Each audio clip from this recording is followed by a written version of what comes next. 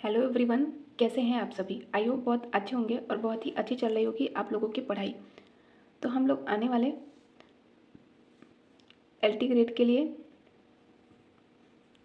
SST के लिए history के प्रैक्टिस सेट को सॉल्व कर रहे हैं, जिसमें आज हम लोग दूसरे प्रैक्टिस सेट को सॉल्व करेंगे। इसी के साथ हम लोग पॉलिटिकल साइंस के भी प्रैक्टिस सेट को भी सॉल्व कर रहे हैं।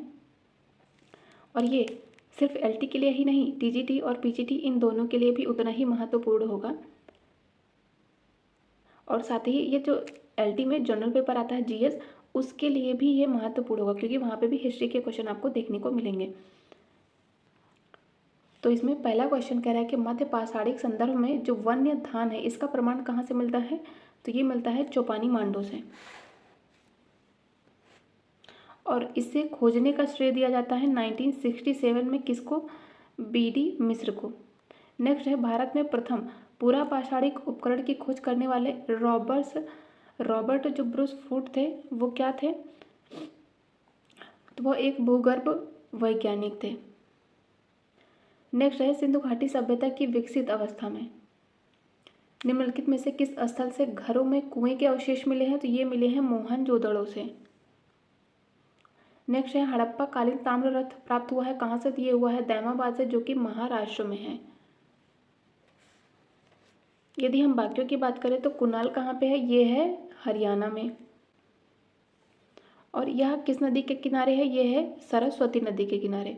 और कुनाल की बात करती है, यह प्राक हड़प्पा कालीन एक पुरा स्थल है, और यह एक मात्र ऐसा उपकरण है जहाँ से चांदी के 2 मुकुट प्राप्त हुए हैं कुनाल से, और कुनाल से रिलेटेड क्वेश्चन पूछा गया है टीजीटी में।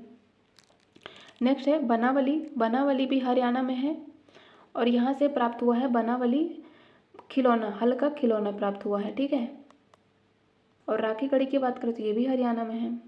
नेक्स्ट है भारत में रेशम का प्राचीनतम साक्ष्य किस पुरातत्व स्थल से मिलता है। तो ये मिलता है नेवासा से, जो कि महाराष्ट्र में है। नेक्स्ट है राजसूय से संबंधित अनुष्ठानों का वर्णन किसमें है। तो ये है यजुर्वेद में। नेक्स्ट है गो अपहरण के प्रसंग में ऋग्वेद में प्रमुख रूप से नाम आता है किसका। तो ये आता है पढ़ियों का। तो ये पढ़ियों का नाम आता है, और यहाँ पे पढ़ियों को क्या व्यवसायी बताया गया है। नेक्स्ट है निम्नलिखित वैदिक शब्दों में कौन सा शब्द उपकरण का द्योतक नहीं है। तो इसमें चरसिड़ी नहीं है, ठीक है। चरसड़ी जो है ये कृषि उपकरण से नहीं संबंधित है। लांगल, सीर और वृक ये सभी कृषि उपकरण से संबंधित हैं। नेक्स्ट है प्रमुख जैन तीर्थंकर और उनकी पहचान करना है। तो इसमें बात करें यदि शांतिनाथ की, तो इनकी पहचान ये हो जाएगी मृग से। मल्लिनाथ का संबंध था जल कलश से, पार्श्वनाथ का संबंध था सर्प से, और महावीर का संबंध था सिंह से, और शांतिनाथ ये मृग से। तो इसका हो जाएगा 1 4 3 2। और जैन धर्म में कुल कितने तीर्थंकर हुए। तो ये हुए हैं 24 तीर्थंकर। नेक्स्ट हम बात करेंगे अलार कलाम की। ये कौन थे। ये बुद्ध के अध्यापक या फिर बुद्ध के गुरु थे। नेक्स्ट है तृतीय बौद्ध संगीति की अध्यक्षता किसने की थी। तो ये की जाती है मोकालपुत्र तिस्से के द्वारा। और ये होती कहाँ पे। तो ये होती है पाटलिपुत्र में। किसके टाइम पर होती है। तो वो टाइम महत्वपूर्ण है। तो ये होती है अशोक के टाइम पीरियड में। और चतुर्थ बौद्ध संगीति ये होती है कश्मीर में वसुमित्र के और अश्वघोष की अध्यक्षता में। नेक्स्ट है महावंश के अनुसार तृतीय बौद्ध संगीति के पश्चात हिमालय क्षेत्र में कौन गया था। तो वो हो जाएंगे मंजिम। और ये एक धर्म प्रचारक थे। रक्षित की बात करें तो ये बनवासी मतलब कि उत्तरी कन्नड़ क्षेत्र में गए थे। और यदि हम बात करें धर्म रक्षित की, तो ये अपरांतक क्षेत्र में गए थे, ठीक है। और यदि हम बात करें महादेव की, तो ये मैसूर, ठीक है, जो कर्नाटक में है उस क्षेत्र में गए थे। मैसूर या मनधाता, या फिर इसे ही महिष मंडल भी कहते हैं। नेक्स्ट है गौतम बुद्ध के समय का प्रसिद्ध वैद्य जीवक किसके दरबार से संबंधित था। तो वो संबंधित था बिंबसार से। और जो बिंबसार है, इन्होंने अपने वैद्य जीवक को चंड प्रद्योत के दरबार में भेजा था। ये कई बार क्वेश्चन पूछा गया है। निम्नलिखित में से कौन विशिष्टता द्वैतवाद से संबंधित है। तो ये हो जाएंगे रामानुजाचार्य जी। नेक्स्ट है निम्नलिखित कथनों पर विचार कीजिए और निम्नलिखित में से कौन से अभिलेखों में अकाल, ठीक है, अकाल से निपटने के उपाय बताए गए हैं। और नीचे दिए गए कूट का प्रयोग करके सही उत्तर का चयन करना है। तो अकाल से निपटने के उपाय बताए गए हैं शाहगौरा, जो कि यूपी के गोरखपुर में है, और महास्थान में। तो इसका हो जाएगा ऑप्शन सी 3 एंड 4। महास्थान की बात करें तो ये बांग्लादेश में है। अशोक के शिलालेखों से हमें जानकारी मिलती है किस चीज़ की? तो ये मिलती है उसके साम्राज्य के विस्तार की, उसकी प्रशासनिक नीतियों की और उसके धार्मिक प्रचार की, इन सभी की। और अशोक के अभिलेखों को पढ़ने का श्रेय जाता है जेम्स प्रिंसप को। सबसे पहले कब पढ़ा था? 1837 में उन्होंने ही पढ़ा था, ये पूछा गया है। नेक्स्ट है बिंदुसार के शासनकाल में तक्षशिला में हुए विद्रोह के समय अशोक किस प्रदेश का राज्यपाल था? तो जब बिंदुसार का टाइम चल रहा था तब तक्षशिला में होता है विद्रोह, तो उस टाइम पर जो अशोक था वो कहाँ का राज्यपाल था? तो वो अवंती का राज्यपाल था। अवंती, जिसे हम उज्जैनी भी कहते हैं। नेक्स्ट है चोल राजाओं में किस एक ने सीलोन पर विजय प्राप्त की थी? तो वो हो जाएंगे राजेंद्र। ये क्वेश्चन बहुत महत्वपूर्ण है, कई बार पूछा गया है। और यदि बात करें हम राजराज प्रथम की, तो इन्होंने श्रीलंका के उत्तरी भाग पर अधिकार किया था। लेकिन यदि हम बात करें श्रीलंका मतलब संपूर्ण श्रीलंका की, तो उसमें हो जाएंगे राजेंद्र फर्स्ट। नेक्स्ट है निम्नलिखित में से कौन से पत्तन है जो कि दक्षिणी भारत के पश्चिमी तट पर थे? ठीक है, तो इंडिया की बात करें तो इसके पश्चिमी तट की बात कर रहा है, तो यहाँ की बात कर रहा है पश्चिमी तट पर। तो ये हो जाएंगे मुशिरी तथा तोंडी, मतलब ऑप्शन सी इज करेक्ट। तो यदि हम बात करें कावेरी पट्टनम और कोरके के, ये सभी पूर्वी तट के बंदरगाह थे। निम्नलिखित में से किस चोल शासक की उपाधि पंडित चोल थी? तो ये हो जाएगा राजेंद्र फर्स्ट।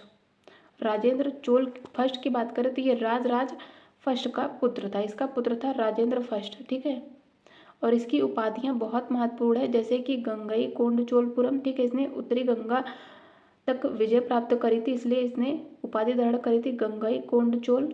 और इसकी उपाधि थी वीर राजेंद्र, कडार कोंड, ठीक है, पंडित चोल और पर केशरी वर्मन भी महत्वपूर्ण है, एक पूछा जाता है, याद रखिएगा। साथ ही इतिहासकार V.A. स्मिथ के द्वारा इन्हें दक्षिण का नेपोलियन कहा गया है, साउथ का नेपोलियन कहा गया है। नेक्स्ट है निम्नलिखित में से कौन सा गुप्त राजा गुप्त संवत के वर्ष 56 में सिंहासनारूढ़ हुआ था? तो वो हो जाएगा चंद्रगुप्त सेकंड। कब से कब तक? 319 से 320। इसे गुप्त संवत के नाम से भी जानते हैं, और ये 414 तक चलता है इसका शासनकाल। नेक्स्ट है महमूद गजनवी का दरबारी इतिहासकार कौन था? तो वो था उत्बी। नेक्स्ट है मुस्लिम आक्रमणकारियों के विरुद्ध हिंदू शासकों के पतन का मुख्य कारण क्या था? तो हो जाएगा राजनीतिक एकता का अभाव था हिंदू शासकों में। इसी निम्नलिखित में से कौन चार खान अलाउद्दीन खिलजी के अति विश्वसनीय थे? तो हो जाएंगे अलग खां, उलूग खां, नुसरत खां तथा जफर खां। निम्नलिखित में से किसने गुल रुखी उपनाम से अपनी कविताओं की रचना की थी? तो वो हो जाएगा सिकंदर लोदी, और इसी ने आगरा शहर की स्थापना करी थी 1504 में, और उसको अपनी राजधानी भी बनाता है। निम्नलिखित में से किस पुस्तक में आदर्श मुसलमान शासक के गुणों का उल्लेख है? तो ये है फतवाए जहांदारी में, और ये किसकी रचना है? जियाउद्दीन बर्नी की है। निम्नलिखित में से किस स्रोत से हमें सिंध का विस्तृत वृत्तांत मिलता है? तो ये मिलता है चचनामा से, और ये पर्शियन भाषा में लिखा गया है। बहमनी साम्राज्य की स्थापना किस वर्ष होती है? ये होती है 1347 में। विजयनगर साम्राज्य का सबसे बड़ा प्रशासनिक विभाजन क्या था? तो वो हो जाएगा मंडलम, आज के प्रांत जैसा था। ठीक है, निम्न में से भक्ति संतों का सही क्रम बताना है। तो इनमें सबसे पहले थे कबीर, जो कि सिकंदर लोदी के समकालीन थे, मतलब कि लोदी वंश के टाइम पे थे। फिर आते हैं गुरु नानक, फिर चैतन्य एंड देन मीराबाई। तो इसका हो जाएगा ऑप्शन ए। नेक्स्ट है निम्नलिखित बादशाहों में से किसे कलंदर कहा जाता था? तो ये हो जाएगा बाबर, जो कि मुगल साम्राज्य का संस्थापक कहा जाता है। सीधे रैयत मतलब किसानों से मालगुजारी वसूल करने की प्रथा शुरुआत करी थी किसने? तो वो करी थी शेरशाह ने, शेरशाह सूरी ने, और यह उपज का 1/3 भाग होता था। नेक्स्ट है कह रहा है कि अकबर के शासनकाल की निम्नलिखित घटनाओं को पढ़ें और घटनाओं का सही कालानुक्रम नीचे दिए गए कूट से पता करना है। तो अकबर ने 1580 में प्रांतों का गठन किया था। घोड़े दागने की प्रथा शुरू करी थी 1574 में। मनसबदारी की बात करें, इसकी शुरुआत करी थी 1593 में। 1593 में। एंड जजिया की समाप्ति करता है 1564 में। तो सबसे पहले आएगा 4, देन 2, देन 1 एंड देन 3। तो इसका हो जाएगा ऑप्शन डी। निम्नलिखित में से किसने 1579 के महजर को तैयार किया था? तो ये हो जाएंगे शेख मुबारक। अकबर के समकालीन किस मुगल इतिहासकार ने अकबर को इस्लाम का दुश्मन बताते हुए आरोपों की सूची तैयार करी थी? तो ये हो जाएगा बदायूनी। इसकी रचना याद रखिएगा, पूछी जाती है, तो ये हो जाएगी मुंतखब उल तवारीख। नेक्स्ट है मुगल कालीन मनसबदारी व्यवस्था में जो मासिक मान था, मतलब कि स्केल मंथ रेशियो था, वो किसके काल में शुरू होता है? तो वो होता है शाहजहां के टाइम पर। निम्नलिखित मुस्लिम शासकों का सही कालानुक्रम बताना है। तो इसमें सबसे पहले आता है कौन? मुगल वंश में जहांगीर आता है।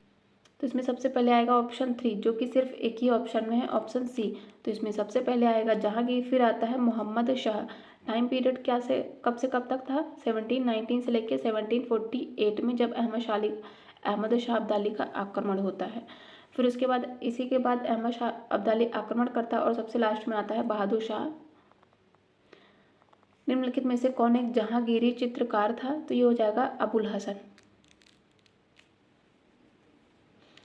तो इसके टाइम पर थे अबुल हसन, फारूक बेग, दौलत, मनोहर, बिशन दास और मंसूर तथा अबुल हसन तो बहुत महत्वपूर्ण है, याद रखिएगा। नेक्स्ट है दिल्ली में खैरुल मंजिल नामक मदरसे का निर्माण कराया था। तो ये किसने कराया था? तो इसमें हो जाएगा ऑप्शन सी, माहम अंगा ने। कानून ए हुमायूनी किसने लिखी है? तो ये लिखी गई है ख्वाद मीर के द्वारा। नेक्स्ट है प्रमुख किले का नाम है और उसका स्थान कहाँ पे है? तो फोर्ट सेंट डेविड कहाँ पे है? कडलौर में है। फोर्ट विलियम की बात करें तो बंगाल मतलब कोलकाता में है। फोर्ट सेंट जॉर्ज ये मद्रास में है। और फोर्ट लुई कहाँ पे? ये है पुडुचेरी में। तो इसका हो जाएगा 2, 3, 4, 1। नेक्स्ट है प्रमुख वर्ष है और उनसे जुड़ी घटनाएं हैं। 1775 में क्या होता है? फर्स्ट एंग्लो मराठा वॉर होता है। 1780 में सेकेंड एंग्लो मैसूर वॉर होता है। 1824 फर्स्ट एंग्लो बर्मा वॉर होता है। एंड 1838 में फर्स्ट एंग्लो अफगान वॉर होता है। नेक्स्ट है साल बाई की संधि से किसकी समाप्ति होती है? तो ये होती है first Anglo Mysore Maratha war से। कब? 1775 में शुरू होता है और ये होती है 1782 में। नेक्स्ट है इंग्लैंड के ईस्ट इंडिया कंपनी की भारत में प्रथम निर्णायक सैन्य सफलता कौन सी मानी जाती है? दैट इज बक्सर का युद्ध। ठीक है, कब होता है? 1764 में। नेक्स्ट है किसके प्रशासन काल में स्थायी बंदोबस्त प्रारंभ किया गया था? तो ये हो जाएगा लॉर्ड कॉर्नवालिस के टाइम पर। कब? 1793 में। 1857 के विद्रोह के समय भारत का गवर्नर जनरल, तो ये हो जाएगा लॉर्ड कैनिंग था। निम्नलिखित में से कौन सा जोड़ा एक सही नहीं है? सही नहीं बताना है। तो इसमें प्रमुख विद्रोह और उनसे जुड़े नायक है। मुंडा विद्रोह होता है बिरसा मुंडा के नेतृत्व में। संथाल विद्रोह सिंधु कान्हू के नेतृत्व में होता है। अहोम विद्रोह गोमधर कुंवर के नेतृत्व में होता है। लेकिन नायक विद्रोह ताना भगत के नेतृत्व में नहीं होता है। तो इसलिए इसका ऑप्शन डी हो जाएगा आंसर, जो कि सही सुमेलित नहीं है, क्योंकि ये होता है जतरा भगत के नेतृत्व में। नेक्स्ट है सामाजिक धार्मिक संगठन तत्वबोधिनी सभा का प्रारंभ किया जाता है किसके द्वारा? तो ये हो जाएंगे देवेंद्र नाथ टैगोर जी के द्वारा। कब किया जाता है? 1839 में। नेक्स्ट है 1932 में अखिल भारतीय हरिजन संघ की स्थापना की जाती है महात्मा गांधी जी के द्वारा। भारतीय राष्ट्रीय कांग्रेस की प्रथम मुस्लिम प्रेसिडेंट, तो ये हो जाएंगे बदरुद्दीन तैयब जी। और इन्होंने तीसरे अधिवेशन कौन से 1887 के तीसरे अधिवेशन की अध्यक्षता करी थी। नेक्स्ट है प्रमुख संघ है और उनके संस्थापक हैं। तो यदि बात करें रिवोल्ट ग्रुप की, तो इसकी स्थापना की जाती है सूर सिंह के द्वारा। हिंदुस्तान रिपब्लिकन एसोसिएशन की स्थापना करते हैं Ram Prasad Bismil. Hindustan socialist republican association की स्थापना की जाती है चंद्रशेखर आज़ाद के द्वारा। पंजाब नौजवान भारत सभा की स्थापना की जाती है भगत सिंह जी के द्वारा। नेक्स्ट है भारत के मुसलमानों के लिए सर्वप्रथम एक अलग राज्य की मांग करने वाला व्यक्ति, तो ये हो जाएंगे मोहम्मद इकबाल। चंपारण संघर्ष में निम्नलिखित में से किसने महात्मा गांधी जी का साथ दिया था? तो वो हो जाएंगी तो वो हो जाएंगे राजेंद्र प्रसाद तथा अनुग्रह नारायण सिन्हा। सरदार वल्लभ भाई पटेल को किस आंदोलन ने गांधी जी के अनुयायी बनने की प्रेरणा दी थी? तो ये हो जाएगा खेड़ा सत्याग्रह 1918 में होता है। भारत में मजदूर आंदोलन को जन्म देने का श्रेय मुख्यतः तो ये होता है रूस में हुई क्रांति यही भारत में मजदूर आंदोलन को जन्म देती है। भारतीय राष्ट्रीय कांग्रेस के किस सत्र में समाज के समाजवादी ढांचे को कांग्रेस द्वारा औपचारिक रूप से स्वीकार किया गया था? तो ये किया गया था अवार्डी सेशन में। निम्नलिखित में से कौन सी रॉयल इंडियन नेवी विद्रोह 1946 में भाग लेने वालों की मांग नहीं थी? तो ब्रिटिश प्रधानमंत्री की गिरफ्तारी करना ये उनकी मांग नहीं थी। वो चाहते थे कि नौसेना का भारतीयकरण हो, भारतीय और गोरे नाविकों दोनों के लिए समान वेतन दिया जाए तथा आईएनए और अन्य राजनीतिक कैदियों की रिहाई हो सके। नेक्स्ट है निम्नलिखित में से किसके द्वारा भारत के लिए सेक्रेटरी ऑफ स्टेट का पद सृजित किया गया था? तो ये हो जाएगा भारत सरकार अधिनियम 1858 के द्वारा।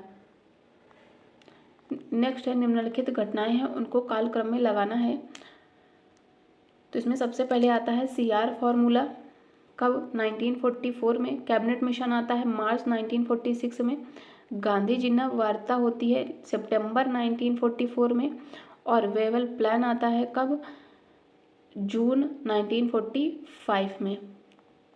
सिविल सेवा के लिए प्रतिस्पर्धी परीक्षा की व्यवस्था सिद्धांत रूप से निम्नलिखित किस वर्ष में स्वीकार की गई थी? तो ये की जाती है 1853 में। तो इसी के साथ हम लोगों ने हिस्ट्री के सेकंड प्रैक्टिस सेट को भी सॉल्व किया है। इसी के साथ हम लोग आगे भी इसके प्रैक्टिस सेट को कंप्लीट सॉल्व करेंगे, जिसके लिए आप लोग चैनल को सब्सक्राइब जरूर करिएगा और यदि सेशन हेल्पफुल लगा हो तो प्लीज़ वीडियो को लाइक ज़रूर करिएगा। Thank you so much.